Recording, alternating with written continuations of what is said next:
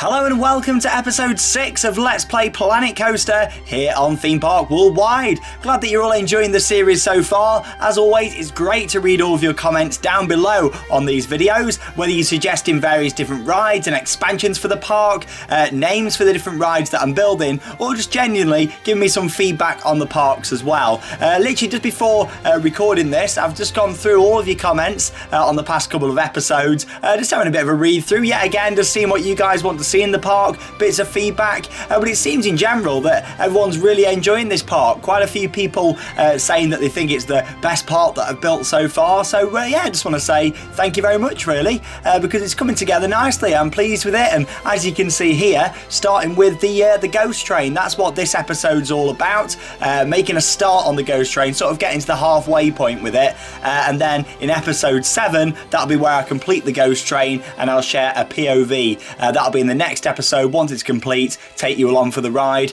with that one so you can see it. But yes, welcome to episode 6. As you can see, I've put in the base for this ghost train, which is right at the back of the park. So we did build the Ferris wheel in the last episode. Seems like you guys really like all the gardens and everything around there, and I'm really pleased with it too.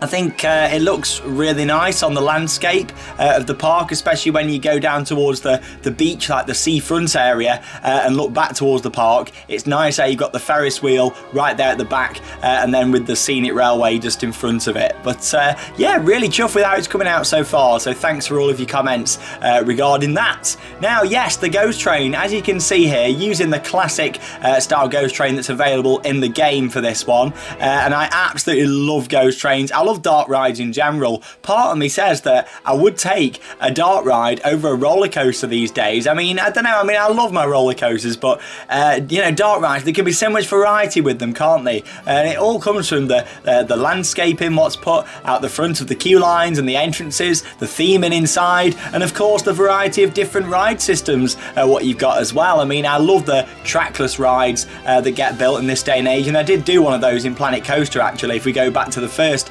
Let's Play series that I did, Volcano Springs. But wow, it's crazy, isn't it, to think that this is the third park that I've done in Planet Coaster on camera, and it's coming on nicely.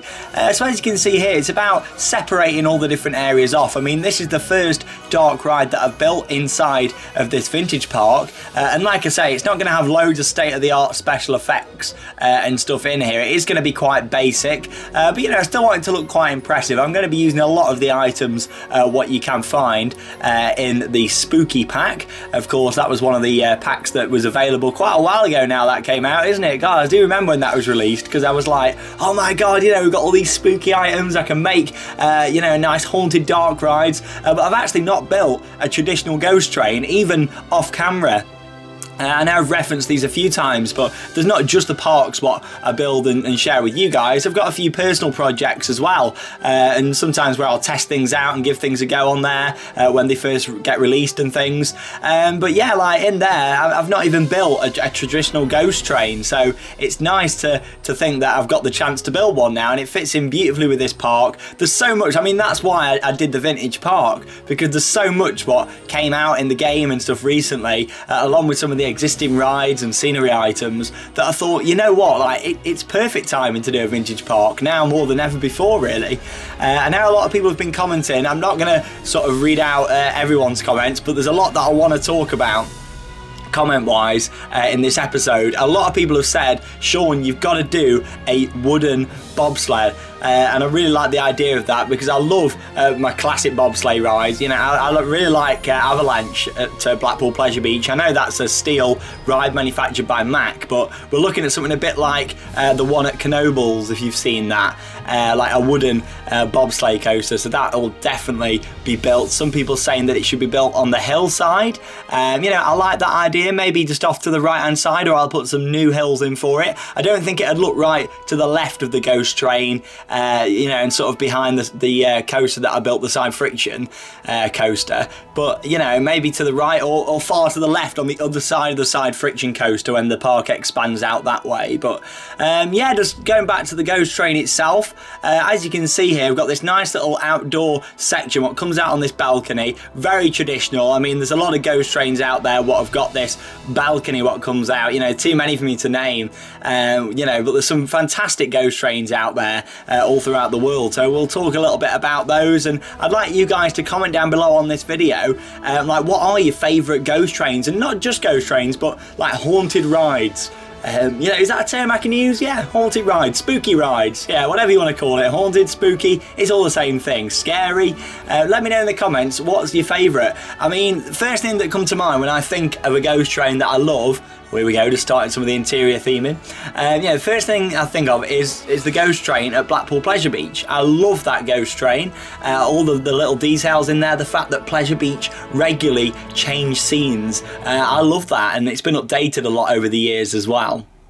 As you can see, this will be the first scene, so to speak. I mean, the scenes in this is not really going to make much sense or anything. I don't intend to tell any story or anything with this. I just want to put loads of spooky scenes in together. And you can see there that I've got some of the supports coming through from the track that I've put just above it. I'm not going to make too much effort to hide the ones in this first room. I probably will in some of the other rooms a bit later on. But yeah, you know, I want it to be rough around the edges, this. It's not supposed to be a very modern, ultra up-to-date dark ride. We're looking at some of them old school dark rides, not just ghost trains, but I keep referencing it, but river caves at Blackpool Pleasure Beach, the old gold mine before it got rethemed, you know, so I'm looking at that sort of style where you can see supports from things above, and you know, things aren't necessarily all themed in nicely all the time, but likewise I still want this to be a nice impressive ride, but I just want it to have that classic feel, like, oh, you know, a bit rough around the edges, and I like my rides like that. You know, I think that is why I rate the ghost train so highly in Blackpool, to be honest, you know, because it is rough around the edges. Couldn't get my words out then.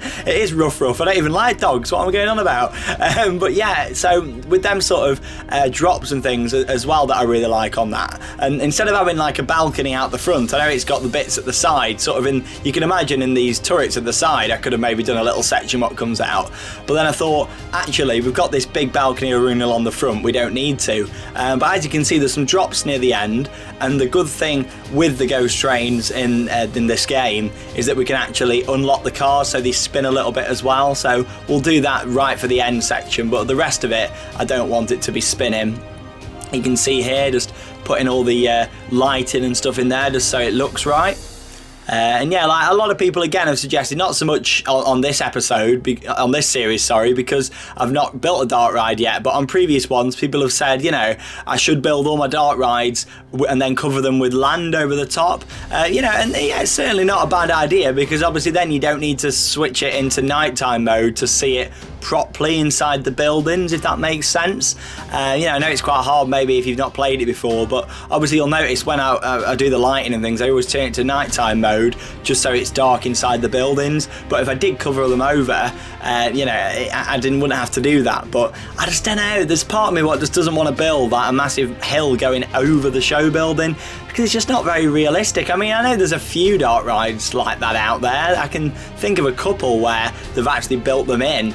You know, one that springs to mind, it used to operate at Oakwood, that little dark ride there. I can't quite remember the name of it now, but yeah, in the kids area where they ended up putting that Pinfari. You know, it went inside, didn't it, into the hill. But in general, you know, you don't see it done a lot at parks, like only if the park sort of had to. I don't think a park would do it if they, you know, didn't need to. It's like Alton Towers and stuff when with building rides, you know, if they didn't have to dig down to not go over the tree height, I don't think they'd do it. But I'm glad that they have to do it, because it's meant that we've had some of the most unique and rare roller coasters, and some of the best roller coasters in the world have been built at Alton Towers over the years. I mean, you know, if we go back to the 90s with Nemesis in 1994, Oblivion 1998, like there were two very, very iconic coasters. And of course I know Nemesis wasn't a world first like Oblivion, but still Nemesis is a very iconic ride, the first time Europe had seen anything like that. So you know, yeah, it's one of those. I quite like sometimes how parks have restrictions, because it does make the rides more exciting. talking about excitement then, going back to what I'm doing just here. So this is another scene now where I basically want it to be a bit like a labyrinth. You know, like your mirror maze labyrinths, but without the mirrors, if you can imagine it. Say you've been in the London Dungeon and you've got like the labyrinth that you walk through, or what was Hocus Pocus Hall at Chessington. Imagine the labyrinth with all the mirrors, but without the mirrors. So you could have like shadows just appearing, and we're clever with the lighting and stuff in here as well. And yeah, it's kind of like, this is my sort of an outdoor scene, so to speak, or like a crypt before you go into what I think the next room is going to be like a living room area, loads of seating, a fireplace, like your grandfather's clock and stuff on the side. You know, that's the plan with that. But yeah, a few little tips for when you're building your Dark Rising Planet Coaster. You know, you don't want to be putting in the building first and then the roof on top. You sort of want to be building it as you go. Like, as you can see, I put the floor in first, and then started to work on the theming on the ground level, and then as I'm doing it, I'm gradually covering it up, ready to do my second level. There's not loads on the second level. I could have made it a bit longer upstairs, but I only wanted it to be maybe 2.5 minutes long or so. I mean, I don't know at this stage how long it is once it's all complete, but you know, I don't want it to be more than like 3 minutes tops, you know, station to station. I'm sure it'll be, you know, less than that, just over 2 minutes I'm hoping for. But yeah, you can see there at the top I could have put you know, more tracking up there to do more scenes, but I thought, no, let's, you know, I don't want to go too over the top with it, because, you know, I am saying that this is an old ghost train. You know, I don't want it to be ultra modern effects. Like these doors, obviously how they're automatic here, you know, if it was real, I'd have it that the train would open the doors for you, if that makes sense. Again, going back to you know, Pleasure Beach Ghost Train. I know I keep referencing that a lot. There's other ghost trains out there, I promise. But yeah, like how the train actually pushes the doors open.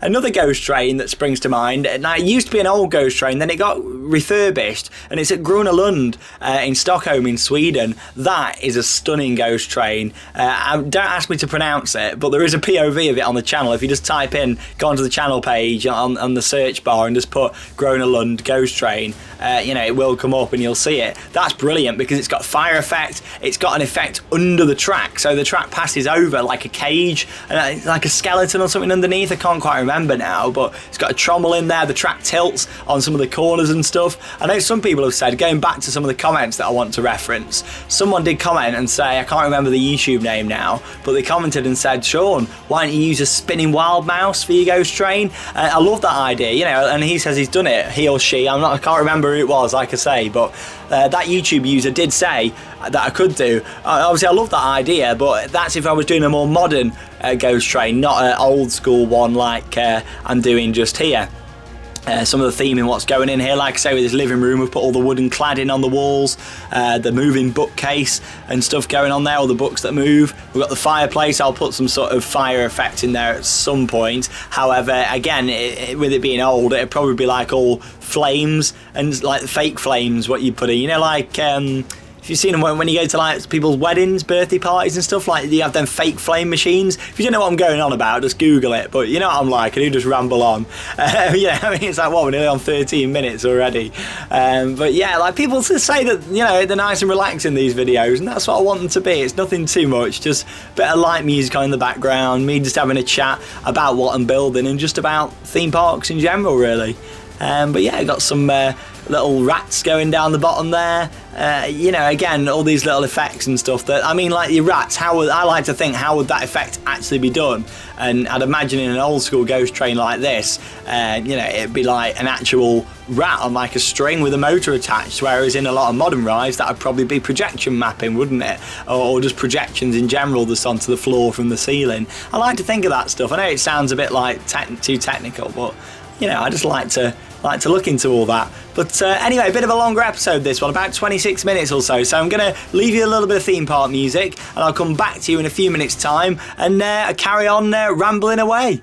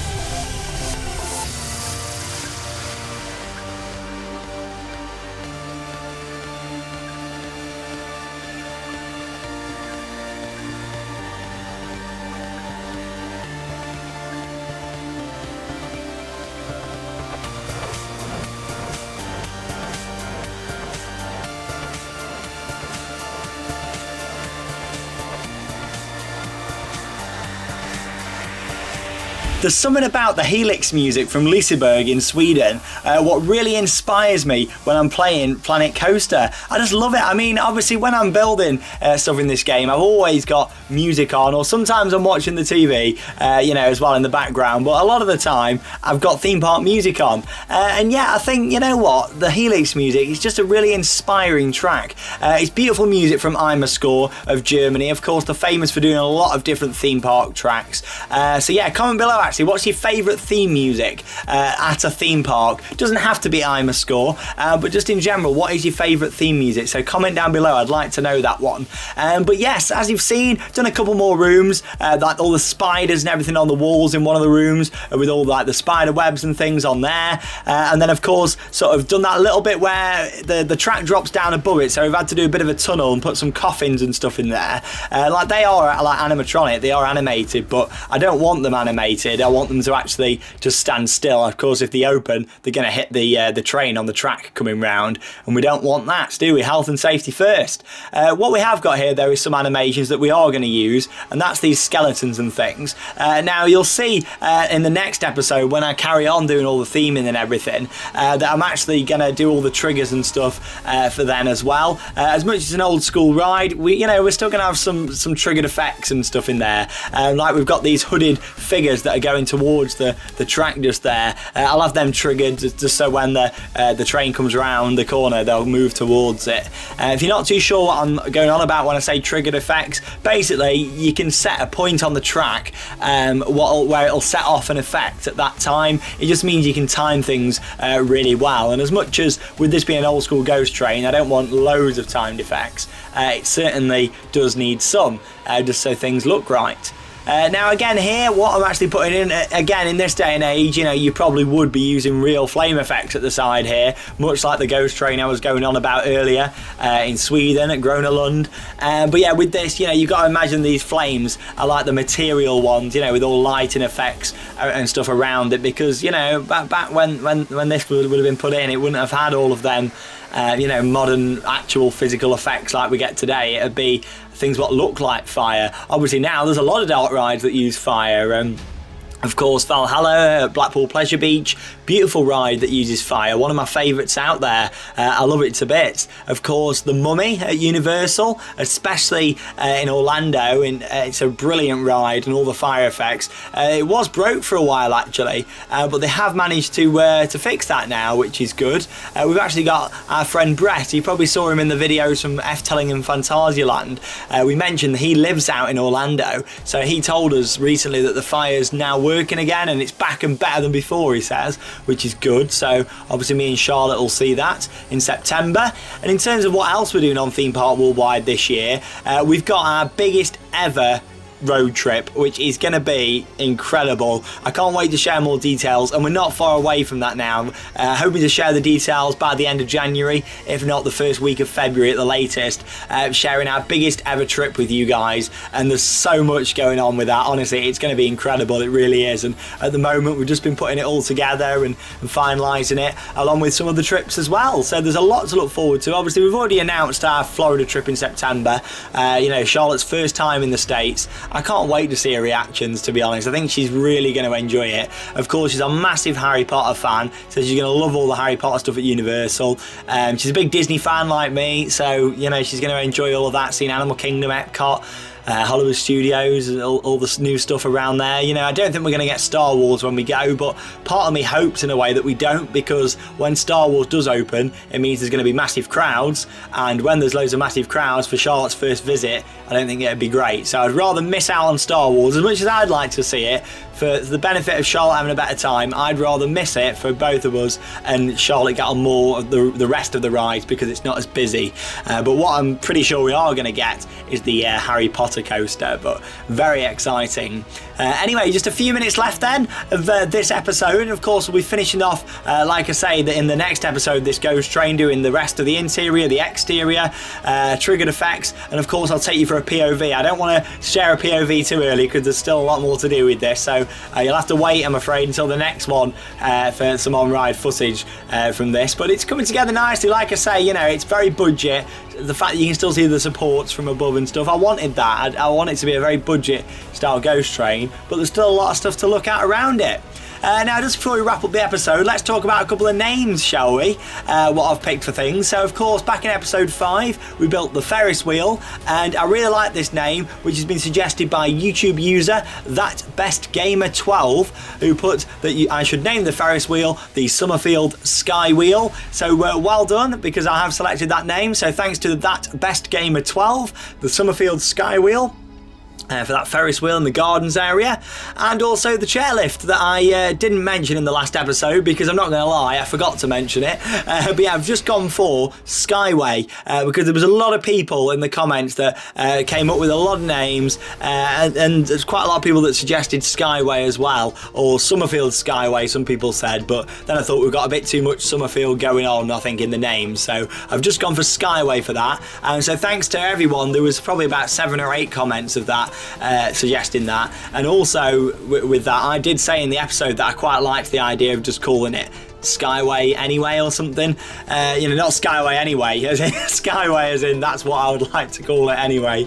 Oh dear, that's funny. I make myself laugh sometimes when I'm recording these, just some of the stuff that I say, you know what I'm like, come on, especially when I got to pronounce things. But yeah, like, of course, give me your feedback on the Ghost Train, what you'd like to see me do for the next episode of that. I will be recording it in the next few days, so of course I always like to take on your feedback. It's always great to see that you guys enjoy these Planet Coaster videos.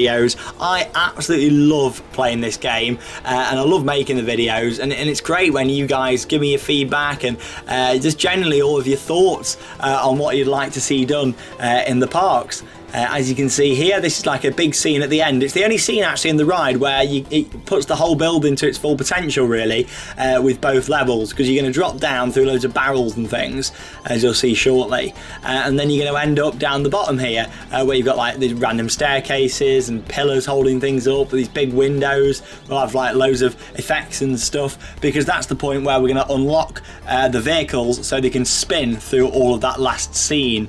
Yeah, you can really start to get the idea for how this is going to look once it's complete in the next episode.